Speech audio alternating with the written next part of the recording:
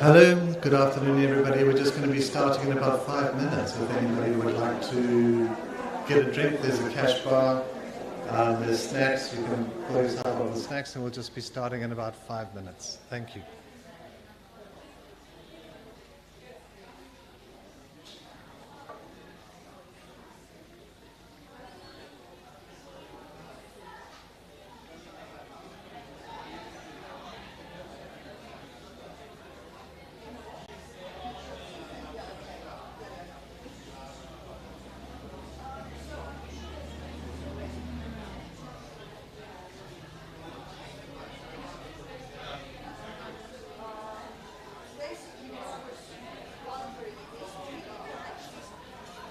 Messages there on the platform, and I'm not quite sure how. It would be quite nice if they could be read.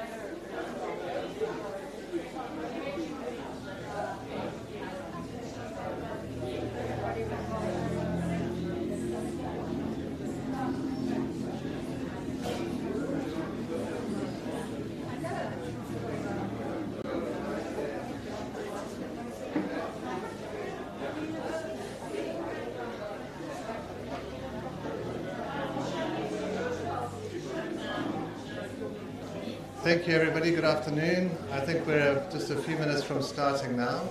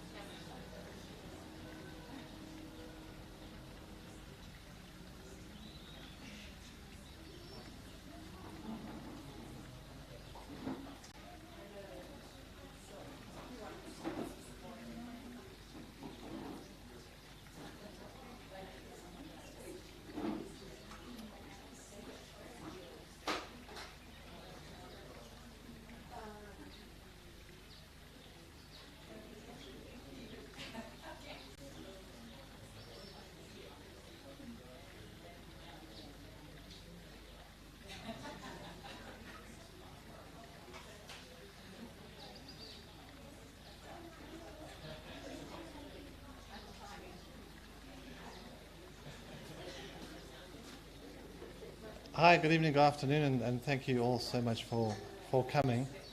Roger, can you hear this okay at the back? Thank you. It's not exactly an enormous auditorium, but it is a lot of Matty's friends. This was going to be a very informal event, and it still is, and I was hoping for more speakers, and they may come up or may not. I just wanted to say that for a lot of us that were working with Matty, it was a real privilege to work with Matty. And for those of us that had Matty as a friend, it was an honor. And there's a lot of us here that had both a privilege and an honor to have Matty as a colleague, a contributor, and a friend. And he was a very good friend. And he's going to be deeply missed, and he has been deeply missed actually since he left. I'm just going to move this slightly, if I may, because I'm looking online. Tony, actually, before I start, sorry, I just wanted to say a couple of quick thank yous because they always get forgotten. This wouldn't have happened without Francis Lovemore, Francis Morris, and us having a quick chat, and she just pushed us to set aside a venue, a date, and once we had done that, we told Lynette, and Lynette has taken over everything else since then. So including the catering, the camera crew. We have 35 people online, so we'd like to welcome all of you people online overseas watching this, and particularly to Nadia and the family to whom we send our love today. So I'm going to do a quick, Tony Reeler did an excellent obituary on Matty, and I was thinking about Matty and thinking what I could do that might be slightly different. And Matty loved technology, although he had a vinyl collection of note, he still loved and embraced technology. And so with a little help from a friend, I went onto the artificial intelligence app called ChatGPT, and I put in the search words, "Write me an obituary for Derek Matyszak, Zimbabwean academic." And I'm not joking. In 11 seconds, Derek Matyszak, a Zimbabwean academic and human rights activist, passed away on February 27, 2023, at the age of 61.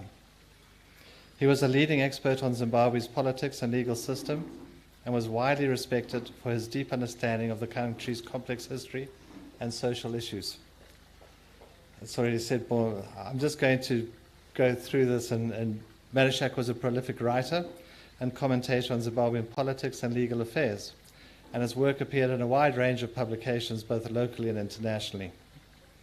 He was a regular contributor to academic journals, newspapers, online forums.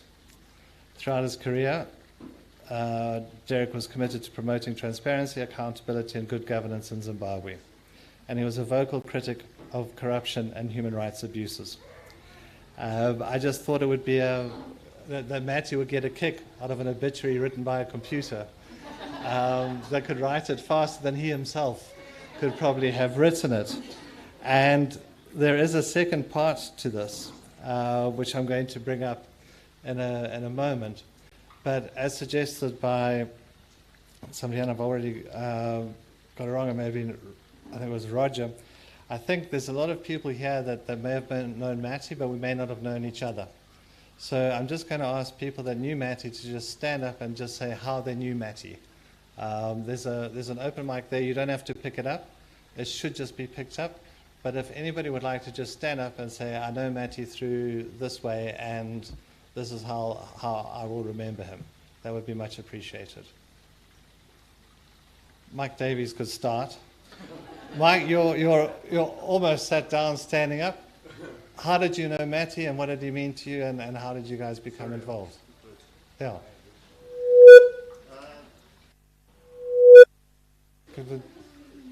Oh, sorry.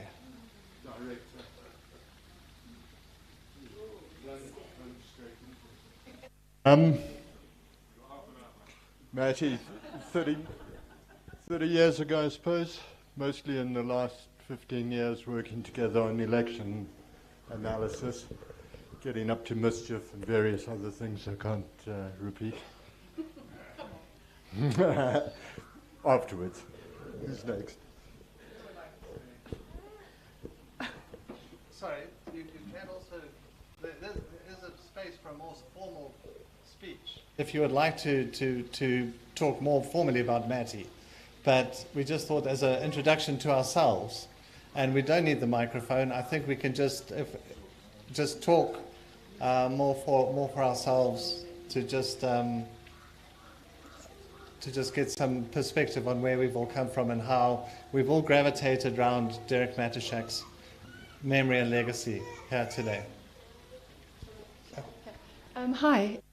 Thanks so Andrew and Francis and everyone for organising this. It's fantastic to have an opportunity to have a moment to think about Matty. My first experience of Matty was when I was a very foolish 22-year-old, getting a notion that I needed to hop on a plane and fly back to Cape Town to go live with my boyfriend. I was surprising my boyfriend with that thought. So I arrived from London with a suitcase and knocked on my boyfriend's door, and there was no answer. So I thought, oh, let me try next door. So I knocked on the flat next door, and Matty opened the door. And I said, hi, I've come to live next door. There, here's my suitcase. He said, oh, shit. That's the first thing he said. And you better come in then. So he then entertained me for the next 5 days while my vanished boyfriend was off doing up to no good. So that's how Matty and I started, and we've been very close ever since.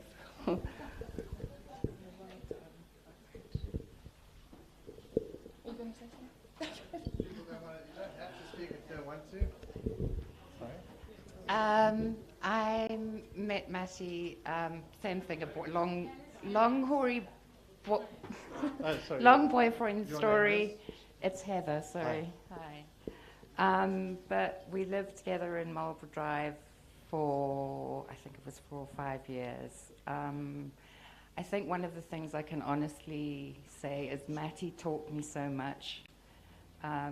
He was so generous with his time, and I think he was also like just super open-minded to other people, and was always like so cognizant of your strengths and supportive in so many ways, and that's why I'll miss him. Okay, sorry.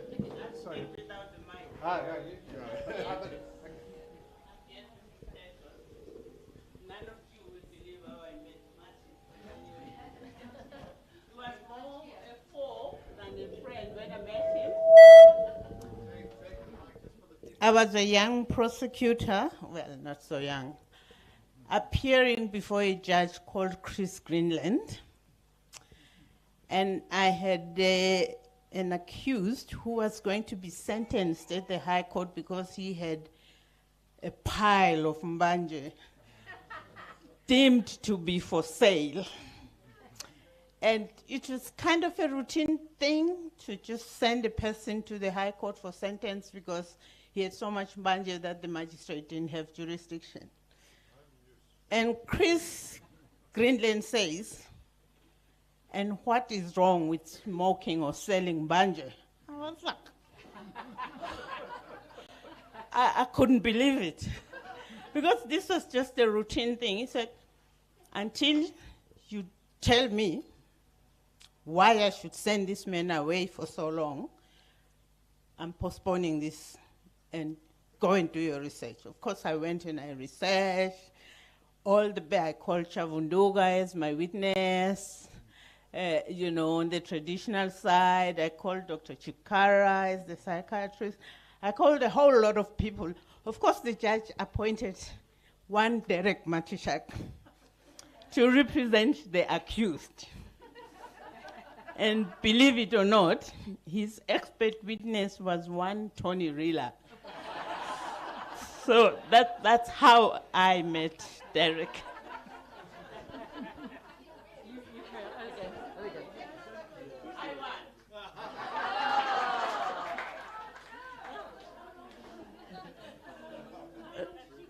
So my name is Bren.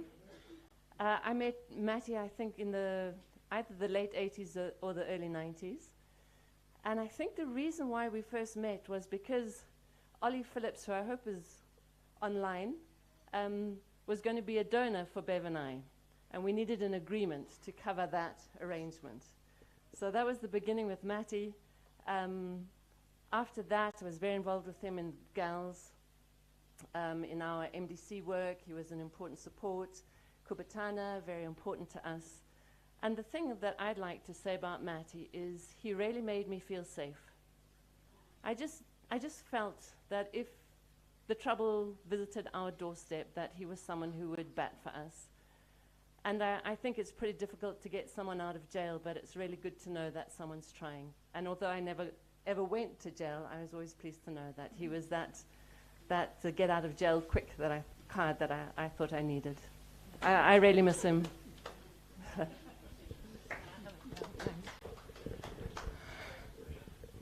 Hi, I'm Claire Peach, and following on from Beatrice and your successful conviction of the accused, Derek came to my very tiny law firm at KPMG at a very low patch of his life when he'd been working for decades at the University of Zimbabwe, and he was earning $1 a month. And he had shunned commercial practice. And my clients, of course, were commercial clients. And one of the first legislation that we had to deal with was the Indigenization Act. And I don't know if you've read his interpretation of the Act, but of course it was highly controversial. It was written in his very amusing way, and he said, unconstitutional, unlawful, let's contest. Well, of course, we had this conference with all these very eminent businessmen who were all absolutely horrified about the idea of taking on any litigation, immediately conformed, paid. So Derek worked with me for a few, I think, insufferable years. He used to arrive at 9 o'clock. He was doing liquidations, voluntary. I mean, it was the most destroying work for him. He couldn't bear it. And one of the things was he had to play bridge with one of the KPMG partners, which actually finished him off. So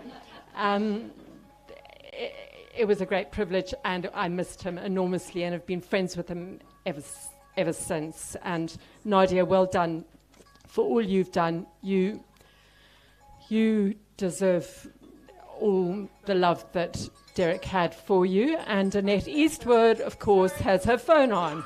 Okay, thank you.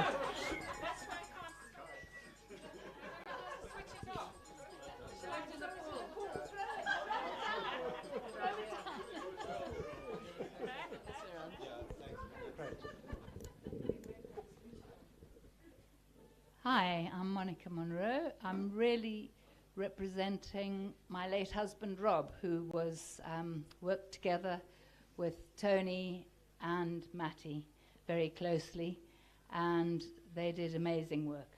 And he also taught Rob how to shave properly with a badger's tail brush and bespoke shaving cream.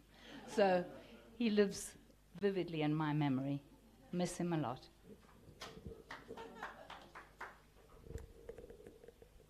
Hi, I'm Rob Davies. I first met Matty way back when he was being interviewed for a job at the university. I was on the interview panel to decide whether or not to appoint him. And I had to ask a sensible question, so I said, you've been working in a law firm, obviously earning a lot more than you will at the university. Why on earth do you want to come here? And he said, I'm sick and tired of working for fat landlord cats trying to get rent out of poor people. And so clearly he got my support for joining the university. But if I can tell a much later story, we had a young guy who worked for us once a week, and he stopped coming, and after a few months I found he'd been arrested and had been in Harare, central, not central, and tried to get a lawyer to get him out. They all wanted much more money than I had. So I got hold of Matty and said, would you mind trying to sort something out? And he went down to the prison to go and interview the guy, spent the whole day there, and came back. And I said, I'm really sorry to have done this to you.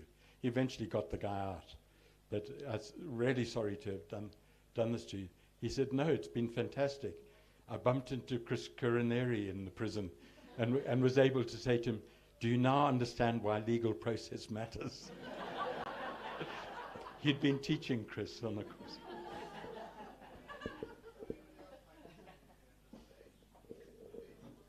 Yeah, I don't think I'll have that. I just like like to say that he was on our board of the Buddhist Center, which was wonderful because he always made fun of us and came up with the most wonderful jokes. Always attended, always fully present, and we just thought he was marvelous. He was really wonderful. He was our lawyer, and he always backed us to the full.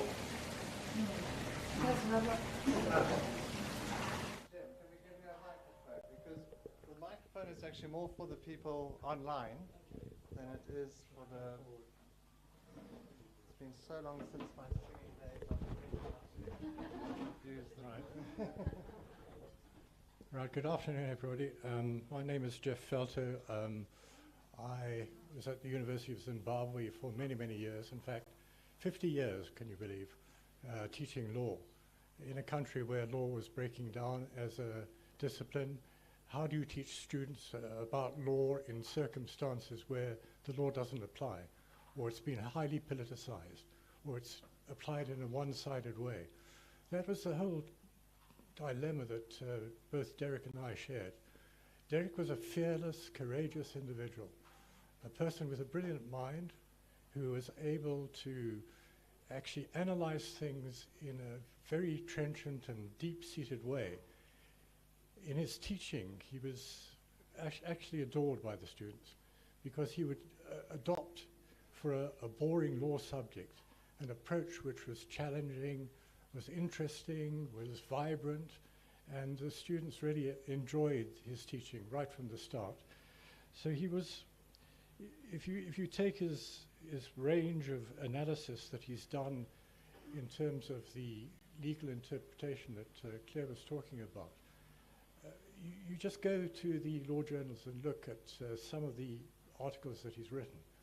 They're both amusing and also highly penetrating, very perceptive, very well done. Lots of humorous side of him that was really quite remarkable as well. When he was at the university, we became firm friends, and obviously we were disappointed to see him leaving the university, but nobody really stays at the university these days with the atrocious conditions that exist in terms of salary, and also the whole structure of the university now has been actually upended. But Derek contributed so much to academic life. He was a person that really was strong-willed, very principled, very prepared to stand up for causes that he believed in. A whole range of causes we've heard already this afternoon that he contributed to. Non-discrimination aspects, constitutional issues, human rights cases generally, being prepared to go into the front line also and actually do cases where people were in trouble with the law, as Beatrice often does on an almost daily basis. So that's my memory of Derek. He's a person that we will really terribly miss in terms of his intellect, his acumen, his ability to really look at what is happening in Zimbabwe at the moment and actually look at it from the standpoint of analyzing it in terms of saying, okay, what has gone wrong? Why are we in this situation? His work on elections, together with Mike and others, was first rate, and everybody was looking for his analysis to actually see what was actually happening on the ground, because it was so good, it was so comprehensive, it was so clear. So I think those things are the things that we remember. Thank you.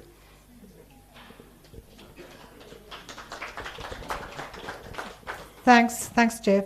So I just want to carry on from that, because I have had the horrible situation in the last I'm Frances Luckmore. The horrible situation in the last 2 days where people have phoned me looking for Derek, looking for his access to him, this being an election year, wanting to be able to discuss with him their strategies. These are big international observing teams. And on both occasions, I actually started to cry when I said, actually, Matty is not with us. And I suddenly realized the huge, enormous gap that his research and his analysis brings to all of us. It doesn't matter on which side of the political divide we stand, his analysis was absolutely unbelievable. And his writing was so detailed and so exhausting that we all used to get totally weary if we had one of his reports to either proofread, read, or check. Roger, where are you? I think Mati stands as being the only person in Zimbabwe who ever laid his hands on the constitution of the ruling party and analyzed it and wrote a 300-page book on it.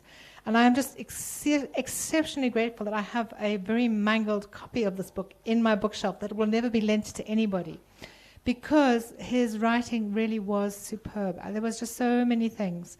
And I'm not going to speak for my husband, because the humorous side of Matty, the first time he ever came to dinner with us, he arrived on his huge motorbike, which of course all the kids in my house and the men in my house rushed out to have a look at. And he had a T-shirt on it. And it said, "If you can read this, it means the silly bitch fell off." So I think that kind of sums up Matty. I think there are an awful lot of women that have been through Matty's life. I think there are an awful lot of people who have loved him. I think there are an awful lot of people who have sparred with him. We have fought. We have had tears. We have had temper tantrums. But I think Matty, at the end of the day, brought us all together because he just actually was able to analyze things properly. And he would never, you could never make a careless statement. He'd look at me and say, "Francis, that is conjecture. Francis, that is," what was his word, Helen? He had a word, conspiracy theory. I said, "No, Matty, it's not a conspiracy theory." And about 2 weeks later, he'd come to me and say, "No, you were right. This is true." So, yeah, he always apologized if, you sparred and things were not quite as he saw them.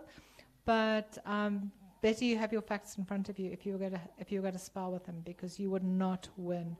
But Matty and Nadia, we are really, really, really sorry. We miss him. We miss all of you. And yeah, thank you.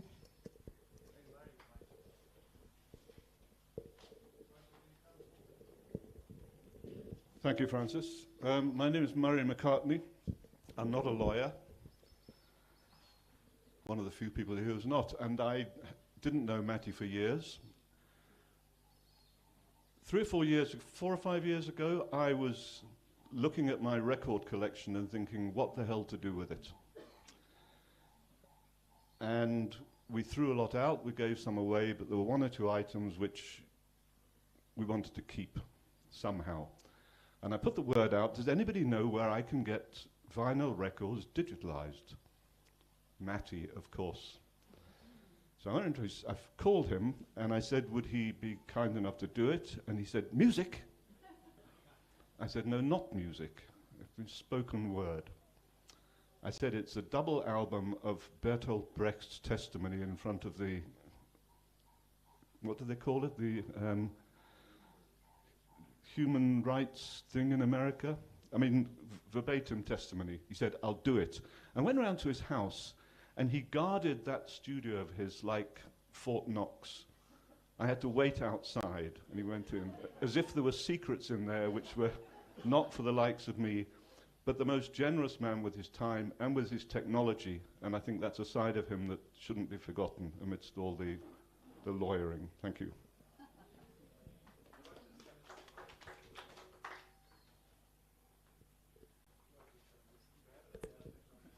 Yeah, thank you.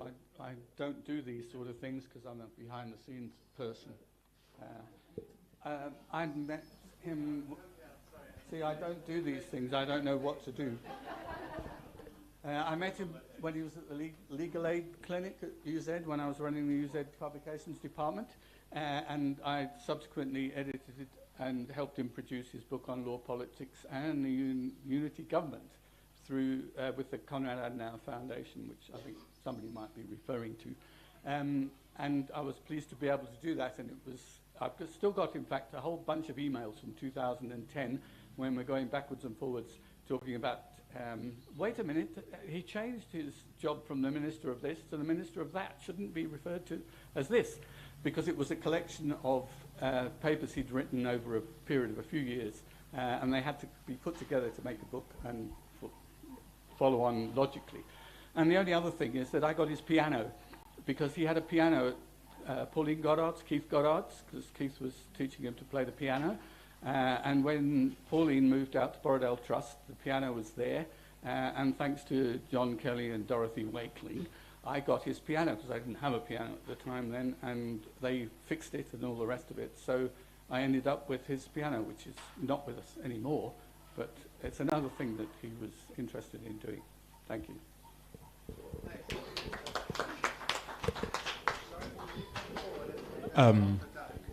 I'm Doug Coltart. I am probably, well, not the youngest, because my little ones creating the chaos are, but as a family we are probably significantly reducing the average age. But so I didn't know Matty for a long time, and actually Roger mentioned that book about the unity government is actually how I discovered Matty. I was a law student and came across this book about the unity government, and Matty had an amazing way of critiquing everyone. And as a young law student, I now was armed. And at the time, my dad was in the unity government, and I had all these great arguments to say, well, what do you have to say for yourself about this, this, and this, and all these illegalities? And my dad couldn't understand where on earth this little pipsqueak was getting all these very sound legal arguments from. And it was Matty who was the source of that. And yeah, I was lucky enough to know him a little bit after law school, and you know, just benefit from all that all of you have expressed in terms of his incredible mind and generosity with his time. He was on the board of Kubatana, with which my wife, who's just around the corner, I think she's attending to the youngest members of the gathering. But he was generous with his time on the Kubatana board as well. So yeah, he'll be greatly missed and will leave a huge gap. Can I ask Dorothy to just say the last, if you don't mind coming up, Dorothy, just say the last things before we wrap up the formal part.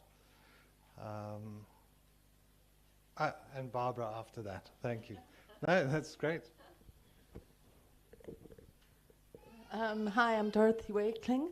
I first met Matty with Annette Eastwood outside her contested house situation in Marsthorpe Avenue. He'd been beaten up by the guy who was wanting to have the house. And so that's how I met Matty, when we went to try and find him and collect him and make sure he was safe.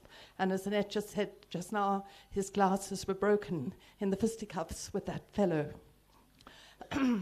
And so that was quite glamorous way to meet Matty, but not very nice.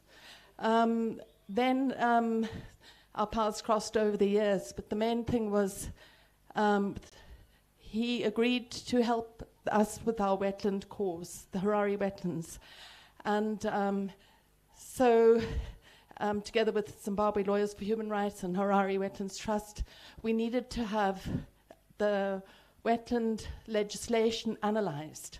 So Matty kindly did that for us, but in order to do that, he needed to know what he was talking about, because he didn't know anything about wetlands. So I pulled him into our office at our place, the Rondavel, where I have this massive material on Harare's wetlands, and I went through the whole thing blow by blow. How the geography is for Harare, how we're dependent on this water with nowhere else to turn to. He was the smartest learner I have ever come across. He absorbed this information in 2 hours, and no one else that I know could have done that, because we're still trying to teach people after 23 years what's going on with this stuff. So he then put together a publication on an analysis of the legislation of Harare's wetlands, which we are still looking at today. And one final thing, I got hauled in with a $200 million defamation charge for the wetlands here, next, just there. And he sent his information from Brazil to say the law from the 1980s in the States that was pertinent to what was happening to me. And it's called slapping. So there's information on slapping in the law which we must all remember. And he was the one that taught us about it. We'll miss you, Mati. Thank you. I'm Barbara Vittoria. I live in Mona Vale and have known Mati for the best part of, I guess, 30-something years, maybe. I first met him at the Goddard's house when the BBC were parked in Keith Goddard's and Pauline Goddard's lounge at about the time of the book fair.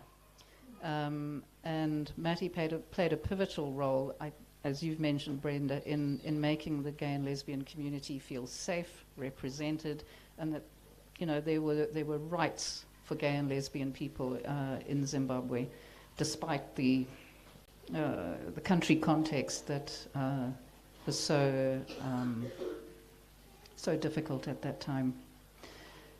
So Mati played a really amazing role for GALS, and I've also come across Mati in the Conservation Society of Mona Vale.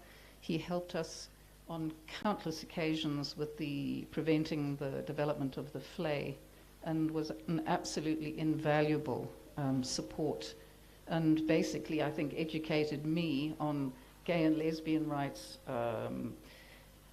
environmental rights, and I also came across him in the Buddhist community, where he gave very sound advice to a group of people who are known to be cats, and it's very, very difficult to give advice to people who are so individualistic.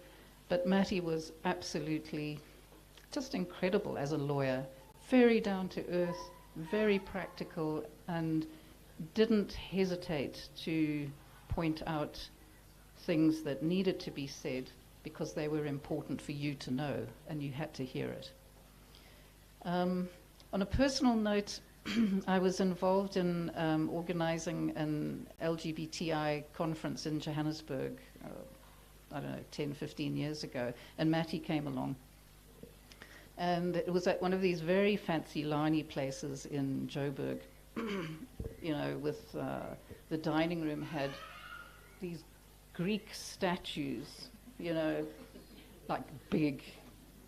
And, you know, there were javelin throwers, there were discus throwers, right? And we were queuing up for breakfast one morning or dinner or something, and Mati looked at the discus guy and he said, someone's not happy with their dinner.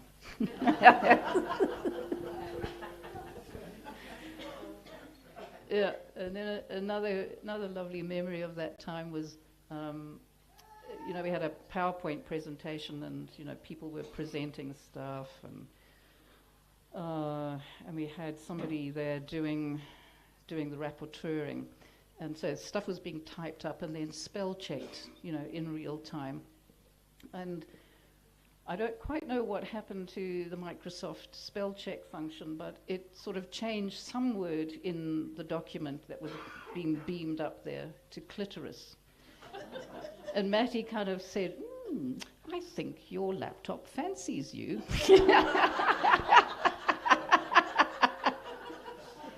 Such a sharp wit, that man. Mati, you've remembered well and loved well here, and we wish his family in Brazil, and I guess all of his extended family here, we have such good memories of him. Thank you for all that you've done.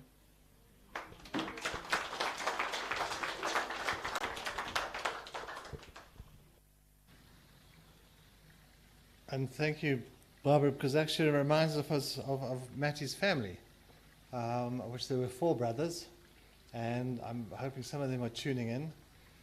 It's Mati, my other brother Mati, my other brother Mati, and the other brother Mati. So that's what they came across on the group with certainly one of the brothers. So our love to the family as well.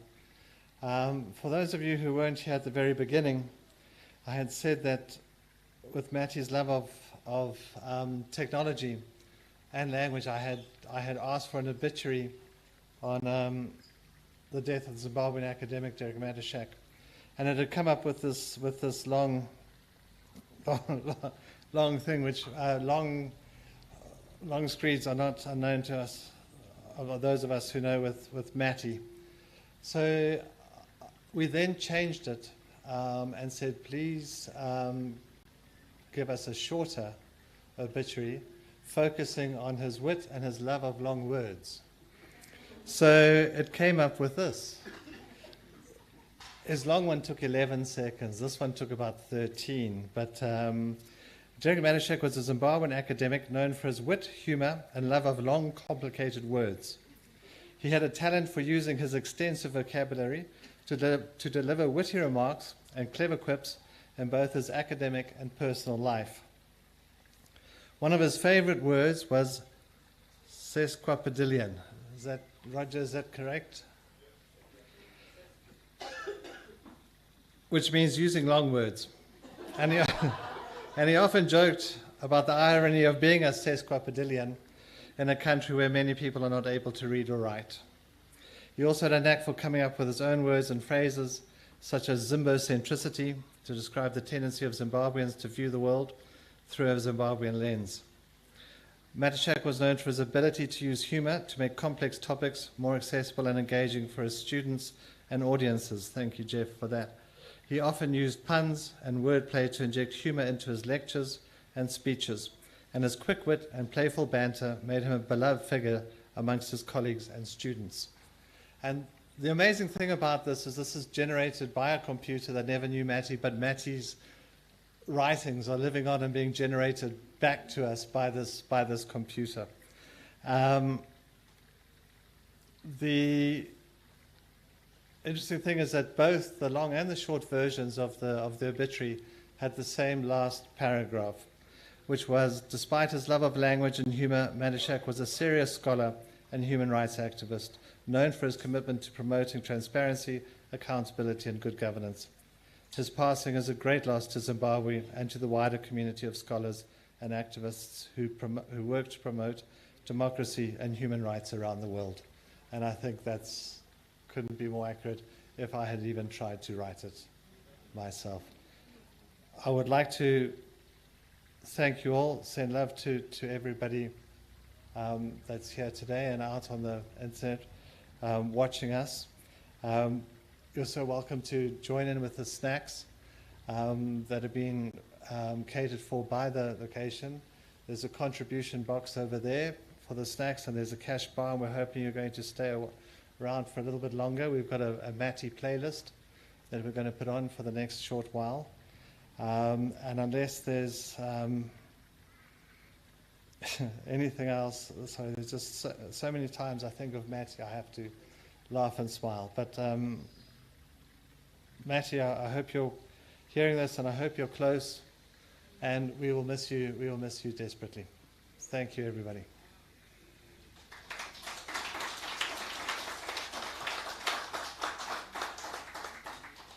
On a final note, I'd just also like to say that to Area 46, who are live streaming.co.zw, they've done a great job. And again, in remembrance of Matty, they've reduced their costs for it as well. So thanks very much to the crew that have made us all look beautiful today. Thank you.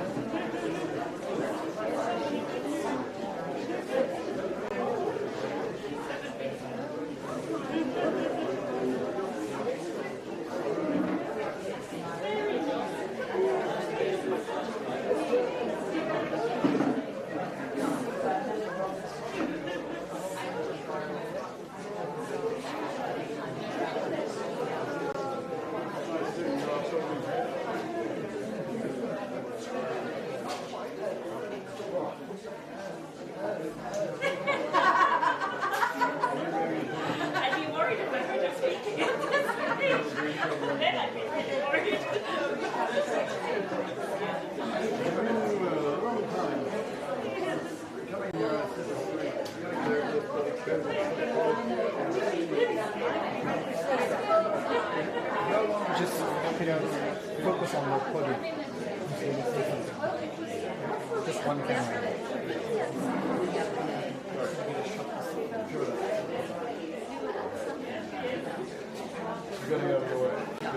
Sorry, guys.